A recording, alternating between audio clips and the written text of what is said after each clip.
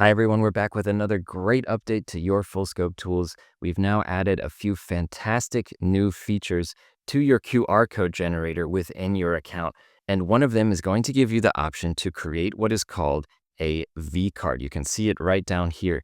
Now, a V card is a special kind of virtual business card that allows people, once they scan it, to immediately upload your contact information into their phone's contact library. So, as you can imagine, at a conference or at a networking event, this is going to be a fantastic way to just quickly and easily allow people to grab your contact details, save them to their phone without having to manually enter them or look you up online or anything like this.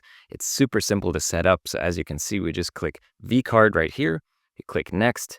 And then all you have to do is enter those contact details. So, obviously, things like your name, phone numbers, any email, website, upload a picture of yourself, enter any address or company information. And as soon as that's ready to go, it's going to generate a QR code that you can bring with you either as an image on your phone or print out on a business card that, again, is going to allow people to open up this V card on their phone. And with one click of a button, they can save you into their contacts.